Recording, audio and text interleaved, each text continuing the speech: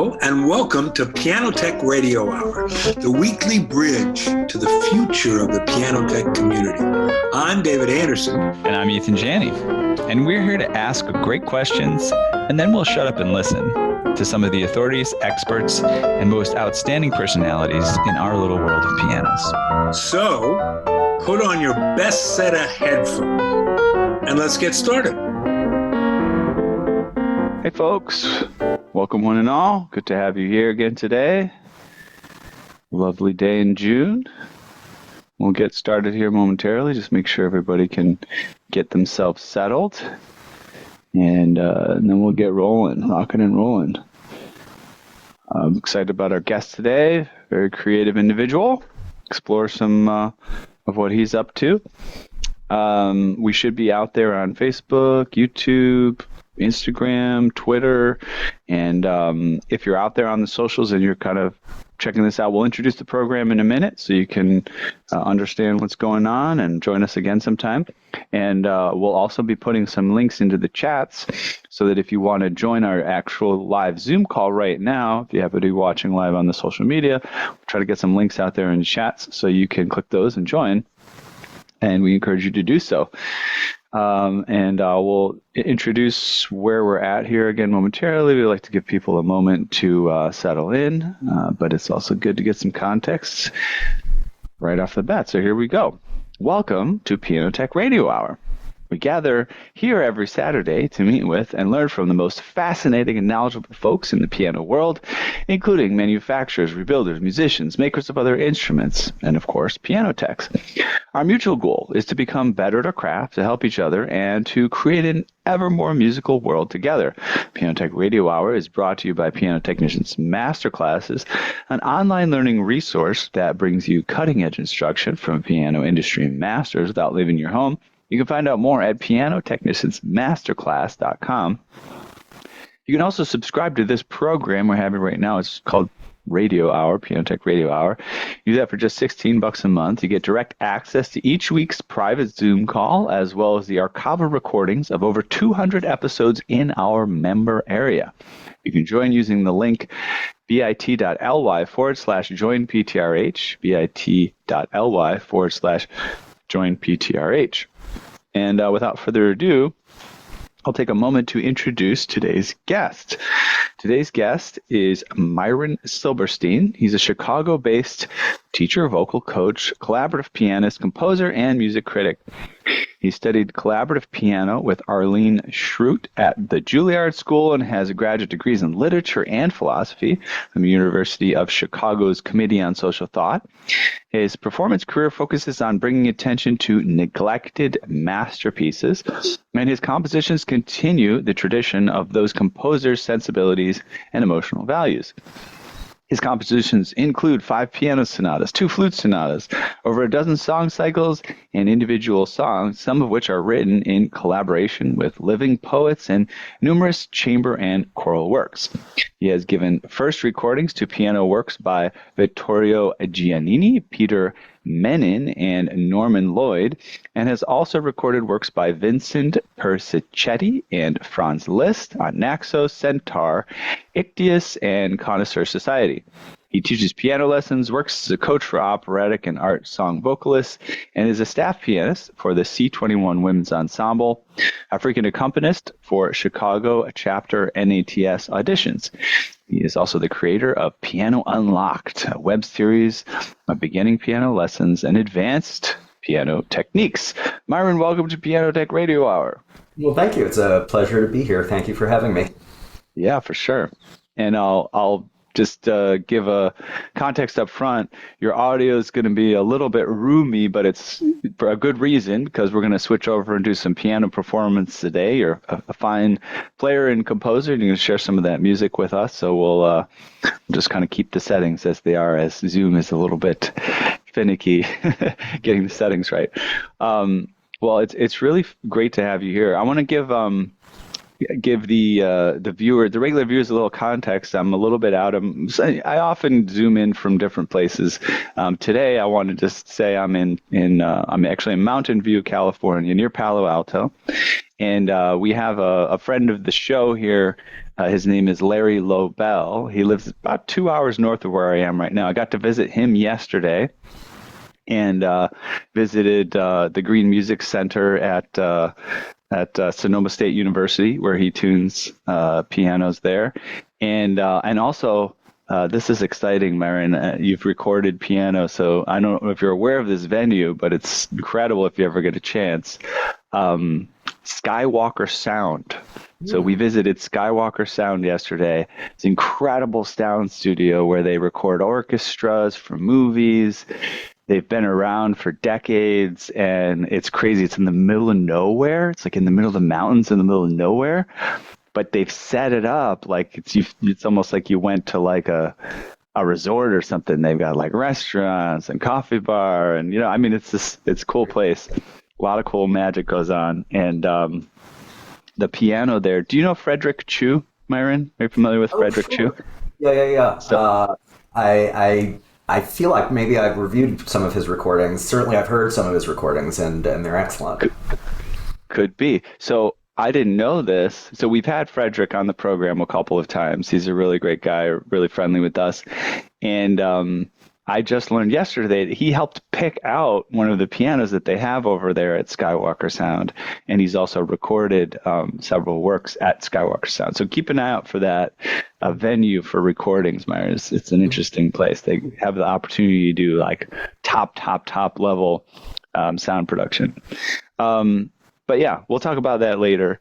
Myron, let's just get a little bit of foundation. What's your origin story in terms of a musician? Were you playing at an early age? Were you a late bloomer? Do you have a musical family? How did this all come about that you have a musical career? Sure. I do come from a musical family.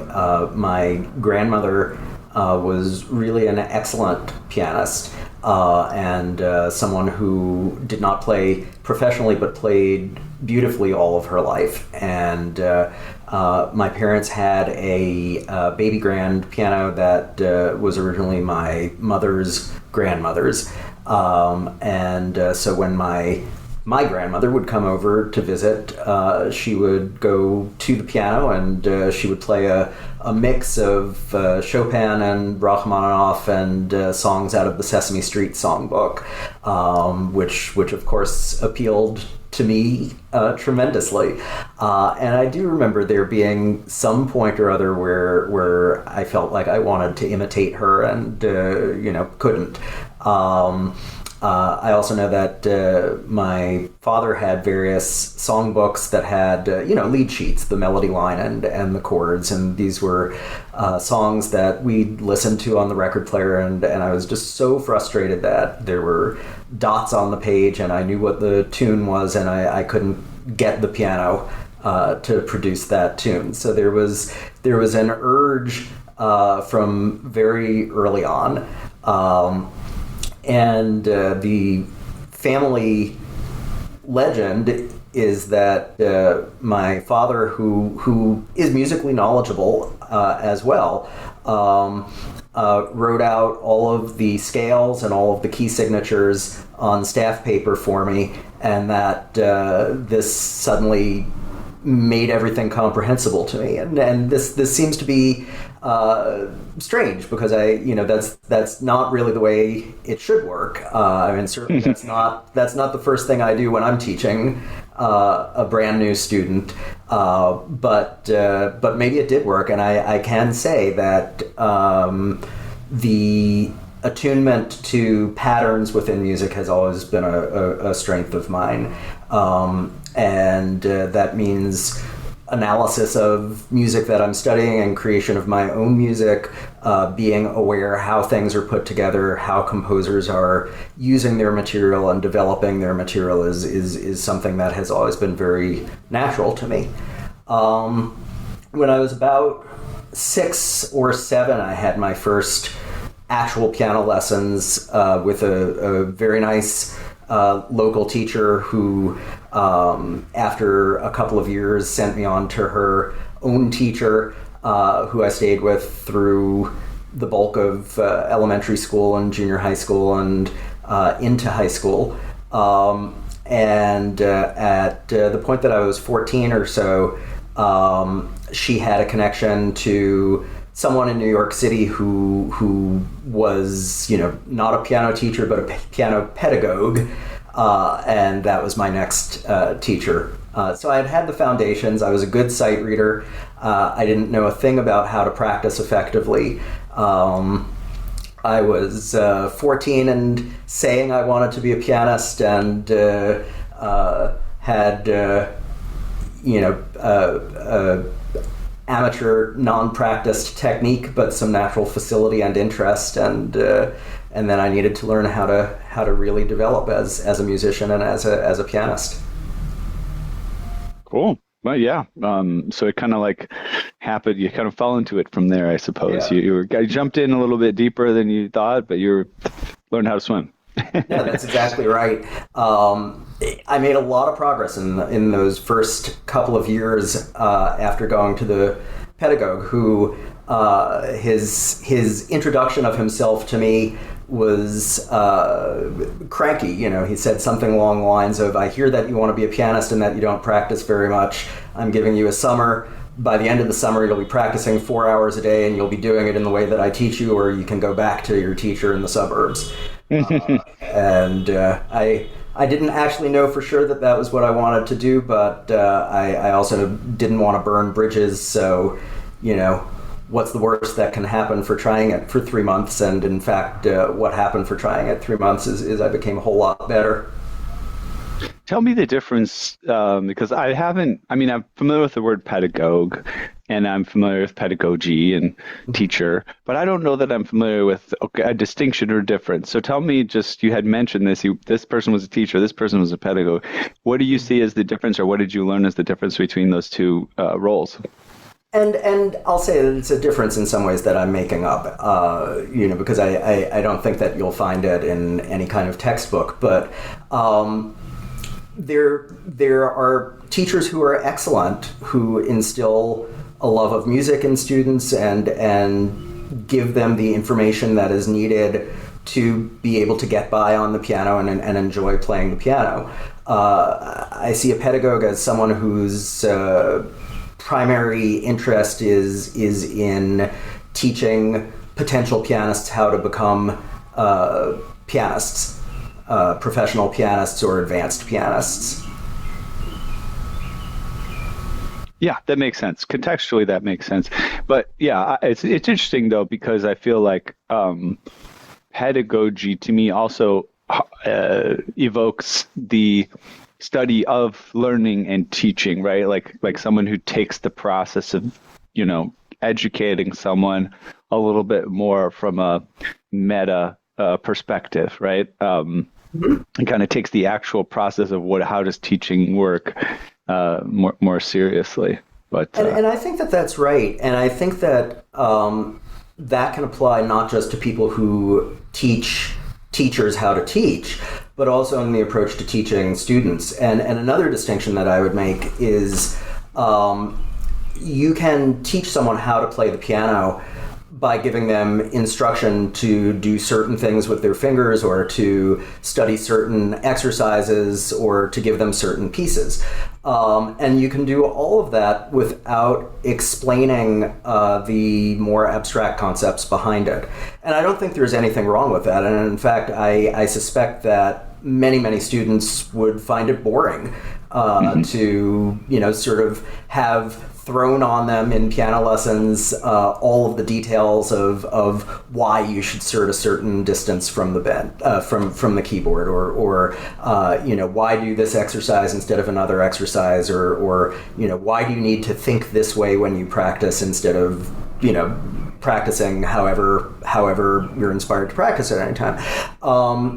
But I think that even if you're not training someone to become a professional pianist, that there is an approach to teaching that gives the student all of that information.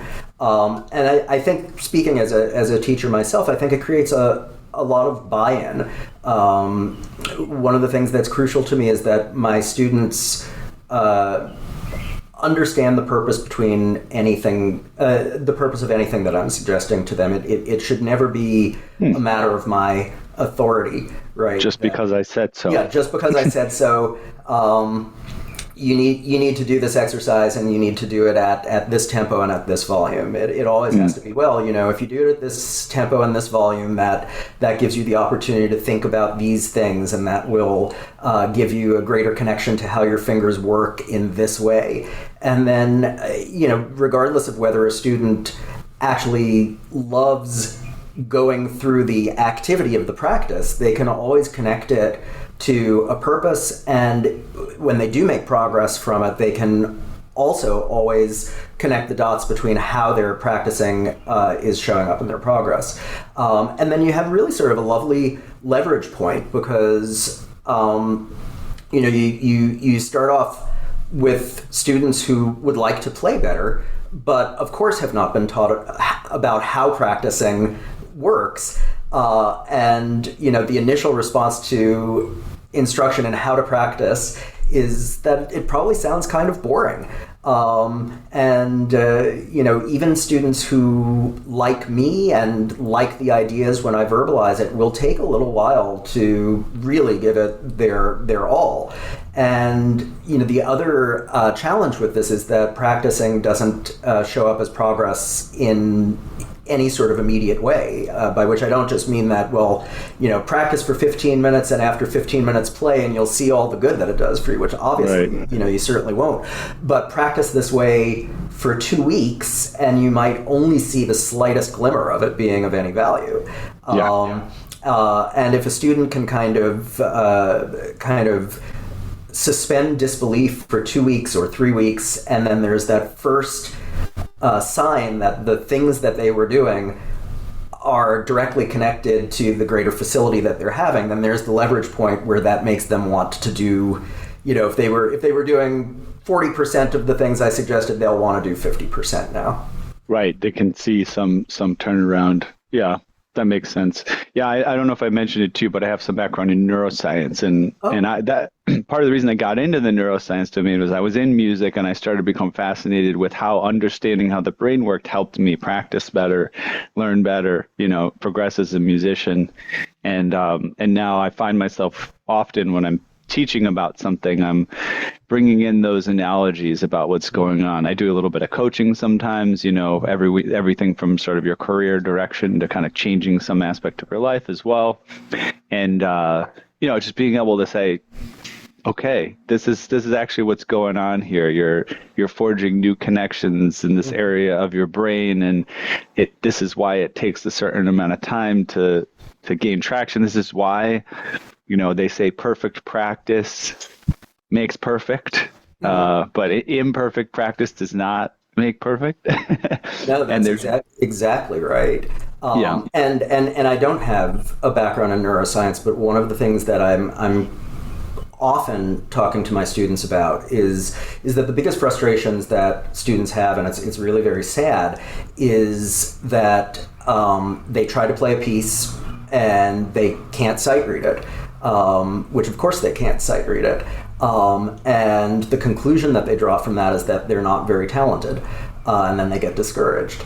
But I spend a lot of time speaking with my students about the fact that, before the hands can move at the speed of the piece, the mind has to be familiarized not just with what the notes are, but with what the movements are that are going to be needed to play the notes. And that, the very slow, meticulous practice that, again, sounds so boring, is the laboratory where we're not just studying notes, but we're teaching our hands and our arms to move very specific distances. The distance from C to the C, the octave up, is an absolutely specific distance, and it's a different distance than C to the C sharp, an octave up. And to get the hand comfortable with the idea that this is exactly how far it needs to move takes some exercise and takes some very slow preparation. That when you're trying to keep up with the music that's going actually faster than you can even read it, there's just no space to do that kind of muscular training. I want to have you play very soon so that we get some context there and just kind of get that side of things. We've been doing a lot of intellectualizing and verbalization. But But just one more comment on what you're saying. I forget where I've heard it like recently, many different directions. I don't know if you've heard this particular phrase, but it's a variation on some of the stuff we're talking about. Slow is smooth, and smooth is fast. Yeah. Right? So if you can do it slowly, but slow enough that it helps you do it smoothly, the smoothness of it that you can generate then helps you speed things up. And that makes a lot of sense from the way the brain works, and the muscles and all that stuff. Right. And you want the fast work to essentially be a reminder of something that you already know, rather than a place where you're making split-second decisions that you don't have time to really feel secure about the decisions that you're making. One more thing. When I first started, so in my neuroscience, I studied birdsong as part of that training. And so we had birds in a lab and we would do experiments. One of my first experimental ideas, because birds learn these little birds, the zebra finches, they would learn their song from the adult birds. And one of my first experimental ideas was, what if it was like the human learning process, where if you could slow the song down, maybe the bird would learn it better, right? You could give it a slower version of it. I have to say, we did not come up with any conclusive results. I think the birds they're so ingrained biologically to just have to learn from the fast version, right? Because they never get the opportunity. That I don't think that really helped at all. Although you could go back and redo the experiment. I thought that was interesting. All right. Let's have just some music. I think it's a good transition. What would you like to share with us first? We're going to do a couple musical interludes. Yeah, sure. I'd like to play the first of a series of 4 impromptus that I wrote a couple of years ago. So, wonderful. Swivel around for, maybe not swivel quite that much. Yeah, that's a great angle though. Yep. All right.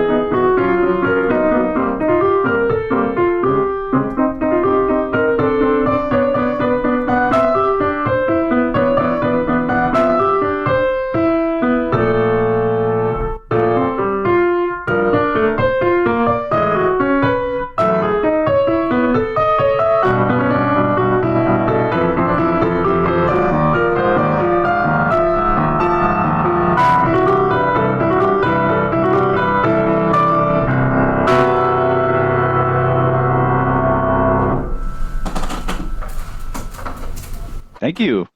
Oh, wonderful. Thank you. Thanks. Yeah, I love the. I hadn't.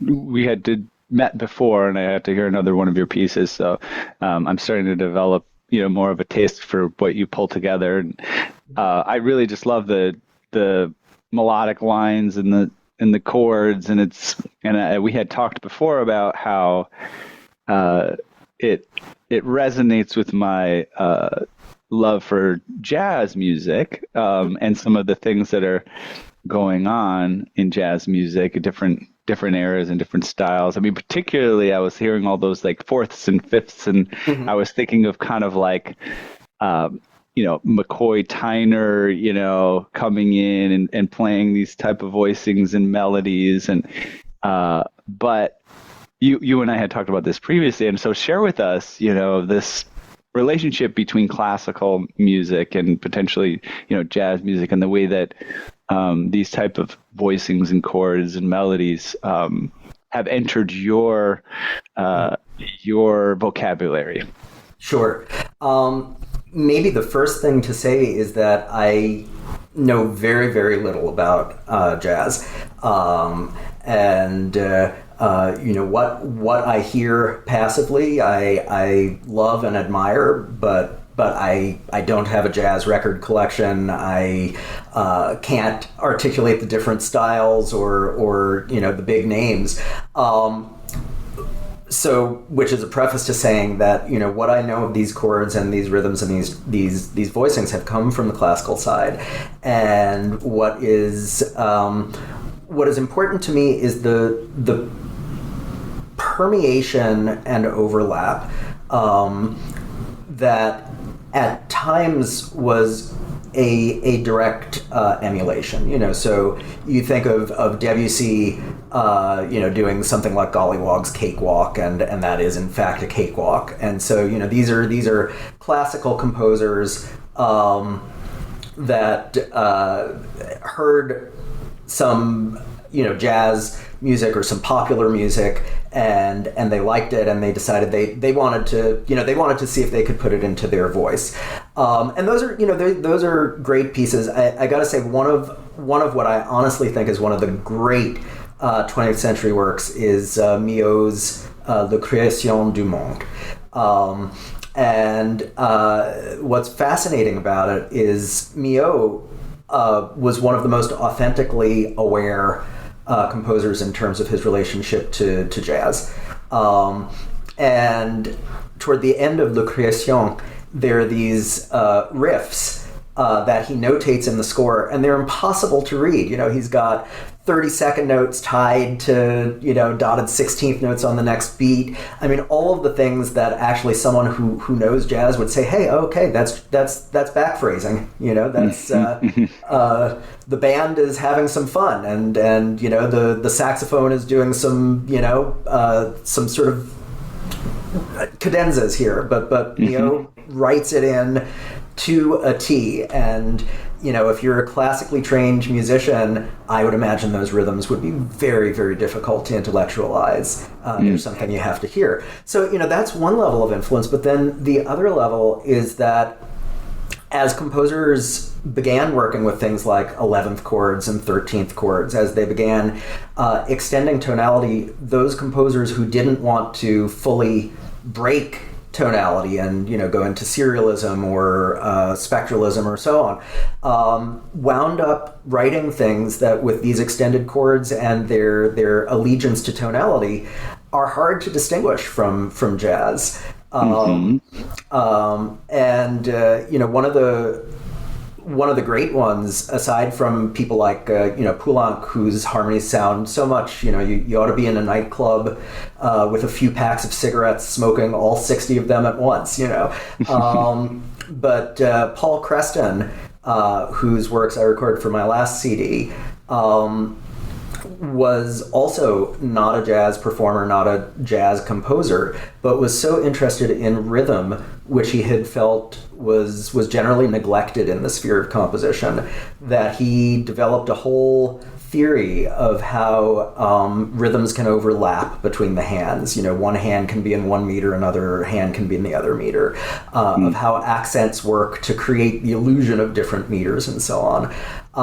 And he also was enamored of Debussy and Ravel and did all of the dominant ninth chords and so on. So he's got these kind of extended tonality harmonies plus extended rhythmic ideas, and a lot of it winds up sounding like, wow, maybe he was a jazz composer, and actually some of his students became jazz composers. Fascinating. I'm loving this. Are you familiar with Jacob Collier at all? Is that somebody that you know of? Or okay, you might be intrigued. He's a younger guy that is gaining quite a bit of popularity, and he was discovered by Quincy Jones, famous record producer who produced, Michael Jackson and all these great artists.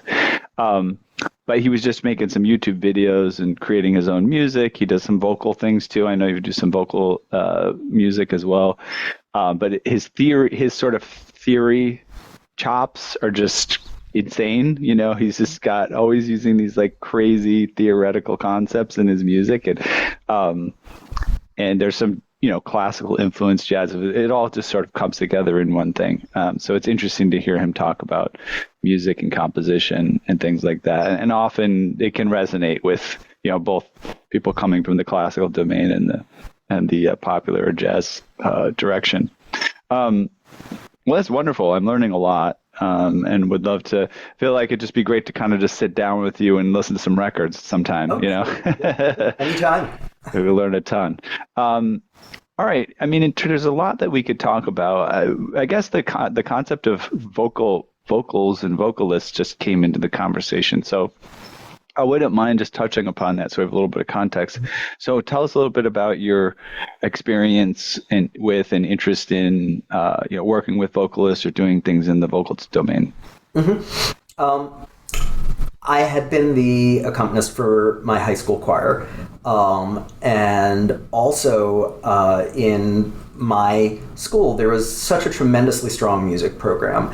And in New York, one of the things that students had the opportunity to do is to audition for what's called NYSSMA, the New York State Schools Music Association. So it's the East Coast version of what we have here in Chicago as solo and ensemble. So students prepare a piece, they play the piece for an adjudicator, they get feedback. If they get outstanding scores, they can be nominated to participate in all county or all state ensembles. So my school did not have an external accompanist. They didn't hire outside people, so I was the guy. And so I played for the choir. I played for a number of singers who auditioned for NYSSMA. And it was just something that I did early on. I had mentioned that I was studying with what I had called a piano pedagogue, and the plan was to have a completely textbook traditional piano career. I was going to go to a conservatory. I was going to audition for young artists competitions. I was going to win them. I was going to achieve international renown playing standard repertoire, etc. The reality is that I had just started with a serious teacher a little bit too late. I was a motivated student with passion for the piano, but I didn't have the technique. And I auditioned for conservatories when I was 17, and I was waitlisted or didn't get in. And I was making a lot of progress with my teacher. So I decided to take what was going to be 1 year off to improve my technique and maybe audition again. And it was then that I did not matriculate at Juilliard, but took classes in the extension division. And one of the classes that I took was Arlene Schrutz's collaborative piano class. Arlene was and is, I think, one of the finest teachers of collaborative piano around. We had a class recital at the end, advanced stuff, a good deal of Schubert art songs. I even played a couple of movements of the Mahler Kindertotenlieder, Copland, wide variety of styles. And aside from enjoying the collaboration, it's also a source of income.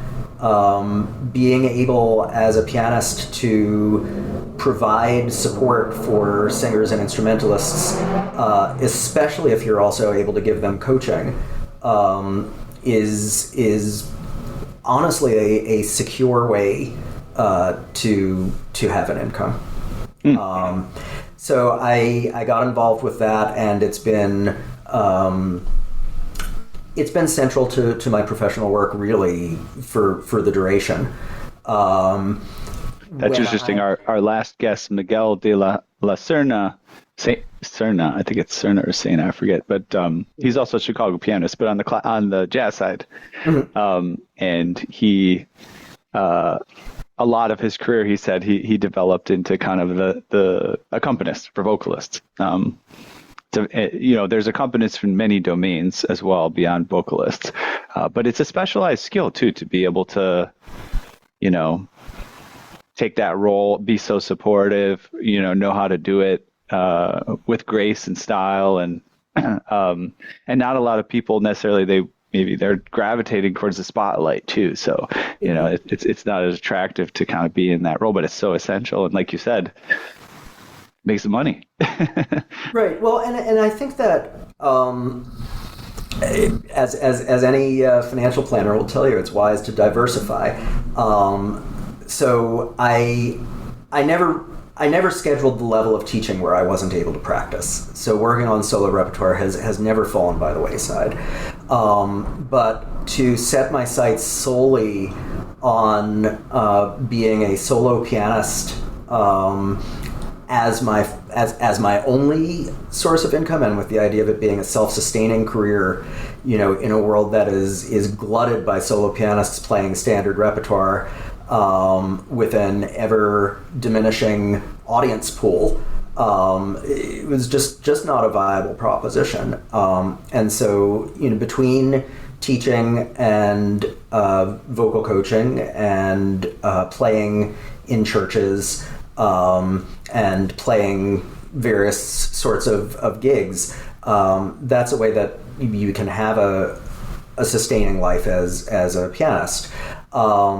The trick is you have to actually like all of it, and I will say that if you're gritting your teeth at every minute and hating your clients and so on, then it's not good for you. It's not good for the clients. It's ultimately not going to be good for business. Yeah. You gotta get it. You gotta have a certain joy from it. I want to hear some more music, and I know we wanted to fit in like 3 things, so I feel like let's just switch topics again into the language of music for a moment. What else would you like to share with us today? I'd like to play the second movement, the slow movement from my 4th Piano Sonata. Wonderful. Let's have it.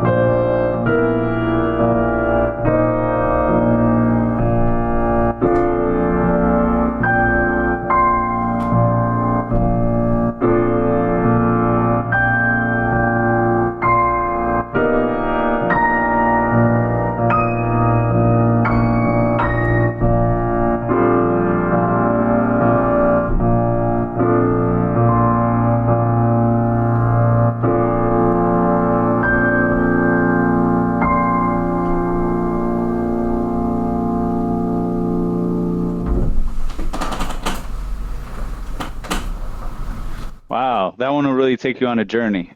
Oh, well, thank you. I would describe that as, I was trying to think of what it was. The first words that came to mind was stellar. I'm thinking about a starry sky, and then cosmic. You know, I had this kind of cosmic journey in my mind when I'm listening to it. Tell me what's going on there between the left and the right hand, because I found that interesting to kind of, they feel independent but coordinated, and I wasn't listening closely enough to see if there was some sort of different time signatures, or, you know, because they weren't exactly synchronized. Was there anything special, or was that just sort of an illusion that I picked up? This one is not intentionally rhythmic focused. It's in some ways more song-like and more contrapuntal. But what it does do is it doesn't stick to a meter. So there are changing meters, and there are also phrases that don't begin on the downbeat. So, you know, the very beginning of it,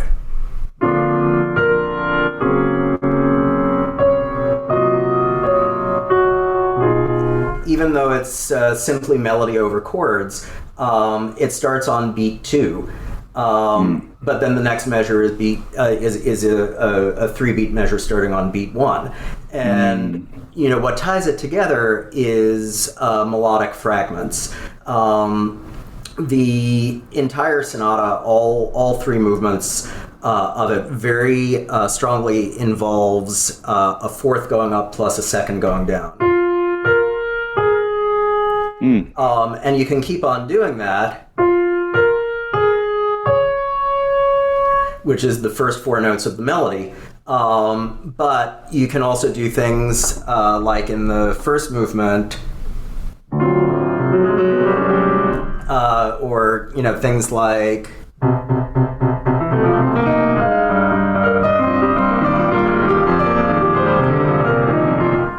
so you've got them going up, you've got them going down, the fourth turned upside down becomes a fifth, so instead of fourth up, second down, you can have fifth down, second up. So, you know, the fact that it is technically you could say interval-based, but I want to say it's melodic-based, it's theme-based. That gives me a lot of freedom rhythmically and a lot of freedom contrapuntally to do whatever I want to do. Great. Thank you for diving into that a little bit. But that's analysis, you know. I mean, that's how it's put together, and what I think is so important is you know, even though there are abstract threads that unify the piece, the motivation for it is purely emotional. You know, I wanted this to be poignant. I wanted it to be fragile. I wanted it to have, you know, a kind of late Brahmsian type of resolution. You know, these repeated octaves.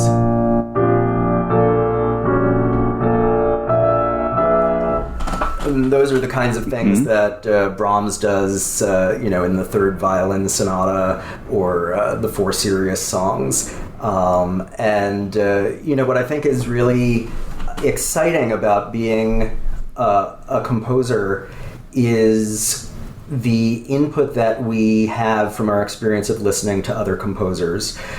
Gives us a musical vocabulary, but it also gives us an emotional vocabulary. And you know, so to recognize that Brahms has pedal tone octaves that you know, kind of toll away in this very sort of profound reflective way, then the obligation becomes, if that's a feeling that I'm having and I connect it to that, then the rest of the material has to, it always has to represent me. You know, you can't cut and paste out of Brahms. Well, they say great, what is it? Good artists copy, great artists steal. I guess you could do it if you want to. No, but yeah, you've done a great job. Yeah, the way that I would explain it, I was going to ask you, but I think you sort of answered the question I had. Going to ask, how much of that is intellectual, how much of it is intuitive, and it sounds like with this particular piece, it's kind of like a nice mix of like an intellectual side and an intuitive side, kind of just pulling it together and letting it evolve. Yeah. Yeah. The way that I write is something occurs to me, which sounds passive, and in some ways it is. There'll be times that I'll improvise around on the piano and write down the things that I like as sort of, building blocks for something that may happen. But more often, something will occur to me and I'll write, again at the piano, trying things out. I'll write, 30 seconds of music and sheerly on instinct and on experimentation and feeling. And then what will happen is there reaches a certain point in the piece where I've written enough music that I start to say to myself, wow, there's a lot of ideas here. How about we take a step back and look at what exactly is going on here? What did I just do? And then figuring out what I've done allows me to articulate some threads that can get me the rest of the way through the piece.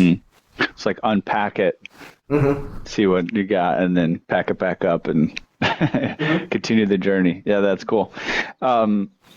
I was going to say, yeah, especially with, I think it was that last one. Yeah, it was very visual for me. As I closed my eyes, it had sort of like this visual thing to it. Have you done any? It doesn't seem like you've done a lot. Maybe you've done a little music with imagery, like having people maybe create like a moving image along with your music. If not, I would encourage it. But yeah, have you had experience with that?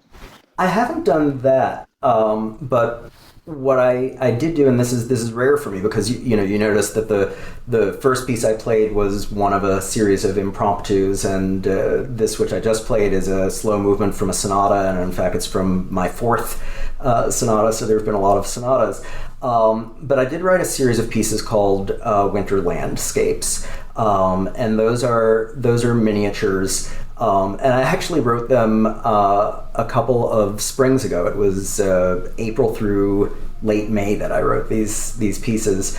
But I had very clear ideas of visuals in my mind. I'll also say my wife is a very good painter, and she has painted canvases that are inspired by or representative of music that I've written. Oh, perfect. Yeah, that would be great. Talk about the idea of her initiating a canvas and me trying to write music to represent the canvas. So, I'm certainly what if you could, visual art a lot. Yeah. What if you could go to like a gallery, right? You go to a gallery, whatever you call it, it's like a gallery event, exhibition, whatever. And then there's a set of headphones with each painting, and you could. That would be very cool. That would be cool. Also, I feel like dance, interestingly enough, like with that last one, you said there's lots of mixed meter. So I don't know exactly how that would work, but I could imagine some sort of dance alongside of it. Well, there's a lot to unpack, so I doubt that we'll get to show every little nook and cranny of the things that you're up to. But just as a hint of that, I want to talk about Sanskrit. There's like coming out of left field here. Tell us about your involvement with Sanskrit and Indian culture and how that came about and how it plays a role in your creative life. Sure. I began taking Sanskrit in college, and the reason for this is because there were certain courses that my college only offered every 2 years, anticipated low enrollment, and as I'm sure you could imagine, first semester Sanskrit does not get a wide class size. It's not a big draw, particularly when it's at 9 a.m. But though I didn't have any background in Indian culture at all, beyond having, there's a really good Indian restaurant row in Pittsburgh where I went to school, and I'd eat at those restaurants, and there would be paintings with Sanskrit verses on them. I thought the alphabet was pretty. I mean, this is exactly the kind of undergraduate rationale for doing something. Why not? I mean, I'm in college. It's available to me. When else is it going to be available to me? And if I don't do it now, I've got to wait 2 years. And again, what's the harm in taking one semester? It's 12 weeks. And it was fascinating. The grammar is so intricate and so expressive. And I did well in the class, and I just kept on taking more semesters of it. And by the end of the third semester, though the textbooks always have translation exercises, they're not literary translation. The king has an enemy. That's something you might translate. Mm-hmm. But by the end of the third semester, we were reading literature, and it's so imagistic and so fantastic.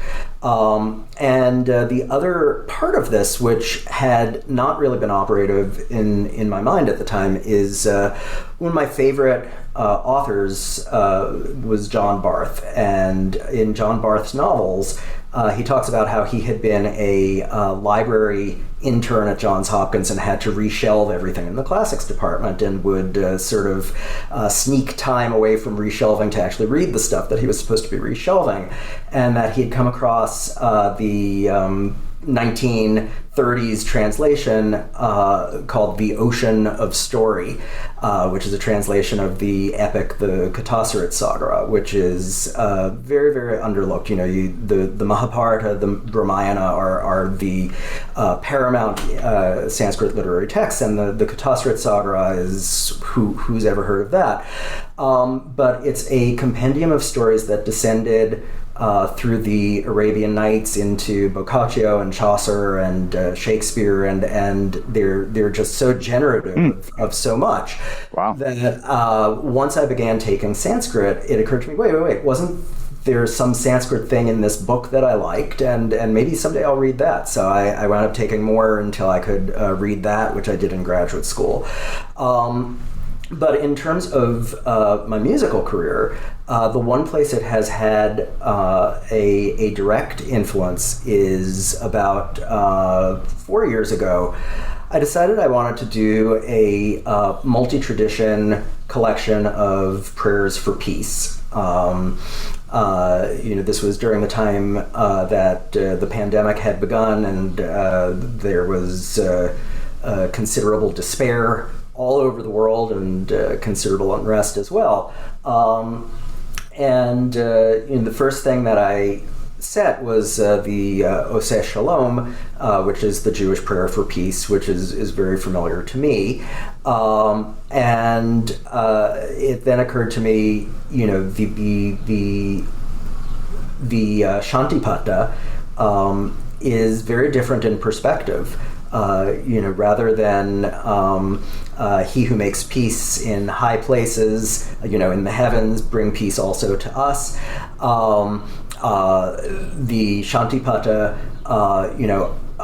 let the peace that's in the heavens and the peace that's in the firmament, and it goes down a taxonomy to everything. The peace that's in the trees, let the peace that is in plants and animals and in medicines, and even let the peace that is in peace itself also be the peace that is in me. So once I wrote those two, I started thinking of what other traditions have peace prayers, traditions that I'm familiar with languages that I'm familiar with, and what the perspectives would be. So I set the apocryphal prayer of St. Francis, written by a French monk around World War I, Lord, let me be an instrument of your peace. And then I also, in examining the Quran, there were some lovely, lovely surahs that I considered setting, but then I thought, why not the everyday greeting, Assalamu alaikum, peace be unto you, which continues, and the mercy of God.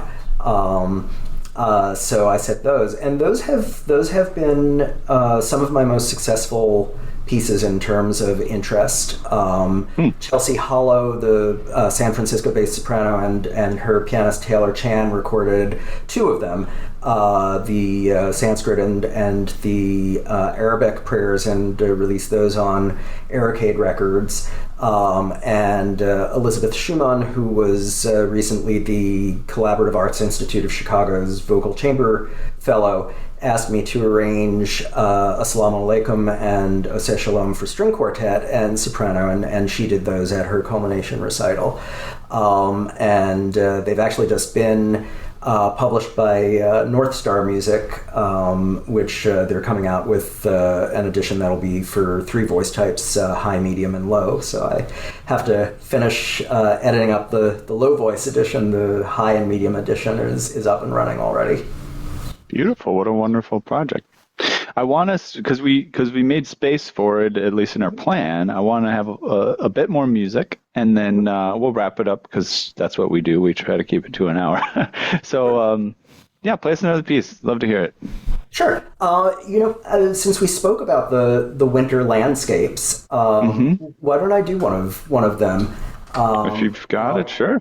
I'll play it and not tell you the title, and I won't play a guessing game, but I'll play it and then we can talk about the title. All right.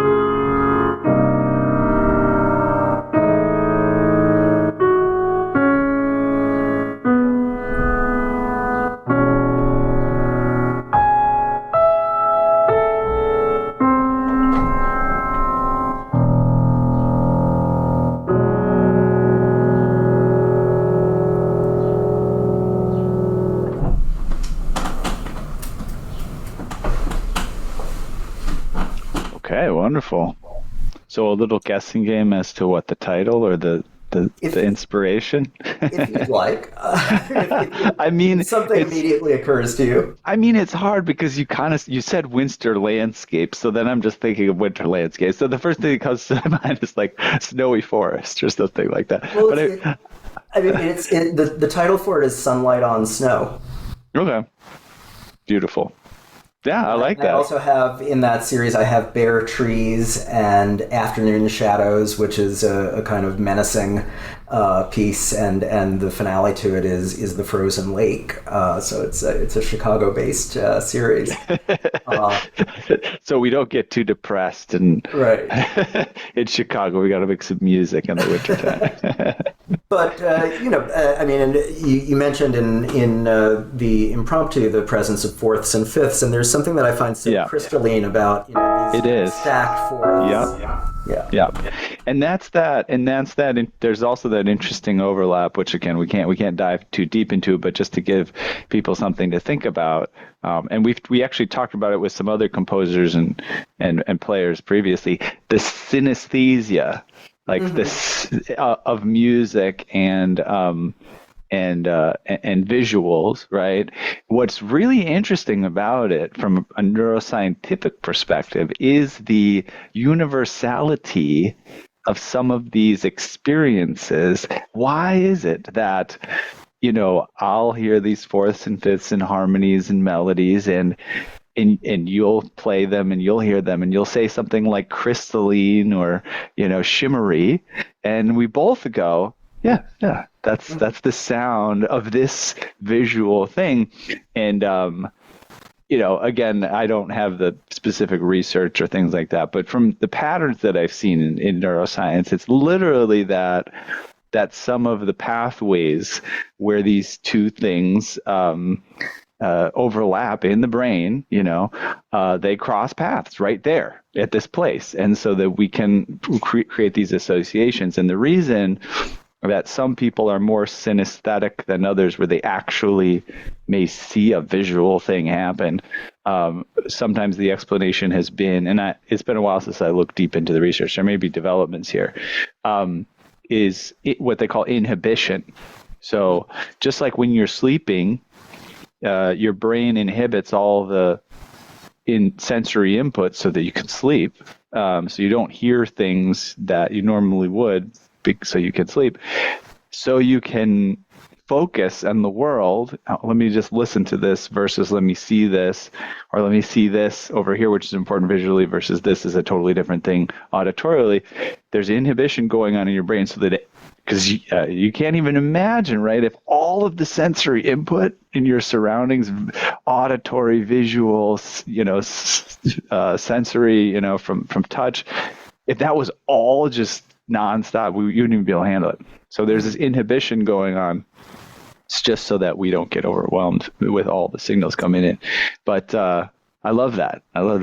Crystalline, shimmery type of thing. It's relatively universal. Okay, well, let's start to wrap things up so we don't go too much over time here. Where can people go to find out more? There's a lot more to find out. As I said, we kind of had other topics we could talk about, but where would you suggest people go to explore more? My website, myronsilberstein.com, is the most direct and most comprehensive, and that has pages about my solo performance work, my vocal coaching, and my composition, as well as a contact form to get directly in touch with me. Okay, wonderful. That works. Yeah, websites work. Other than that, I'll just do an outro here, and we'll wrap up. And we'll look out for more great stuff. This will come out as a podcast, within the next month or two as well, so people can listen in. But I'll wrap us out and say we've reached the end of another musical journey here at Piano Tech Radio Hour. Thanks again to Myron Silberstein, as well as our local audience here, for joining us. As always, we're brought to you by Piano Technicians Masterclasses, cutting-edge instruction for piano industry masters without leaving your home. If you joined us today just by signing for this session, individually make your life more convenient, subscribe to Piano Tech Radio Hour, just $16 a month. Get the recording of today's session in our member area, automatic registration for each week's news session. You can sign up at bit.ly/joinptrh. That's bit.ly/joinptrh. And so we don't forget, you make sure you check us out on our social media channels, Piano Tech Masterclass, or various variations of that. We've got LinkedIn, we've got Twitter, we've got Instagram, we've got Facebook. We're doing all sorts of activities on all of these places. We got the podcast at pianotechradio.com. Wonderful guests there. We've got a blog where we do more deeper educational stuff for piano technicians at pianotechniciansmasterclass.substack.com. We have a convention coming up on the 20th of this month, not that far off. We have 3 great lecturers in piano technology, as well as a surprise guest who's Grammy nominated, and going to teach us about engaging with unique musical styles. So that's like a bonus thing that we'll reveal more about as we continue. So make sure and join the convention, bit.ly/PTMC24. Let's get you registered for that. And that's probably enough plugs. Let's sign it off and say thank you for joining us, and we'll see you again soon. Bye, everyone.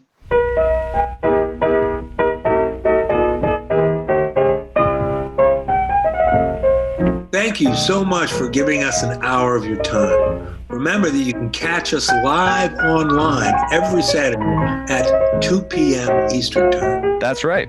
Go to pianotechradio.com to register so you can interact live and ask questions of our guests. See you next week.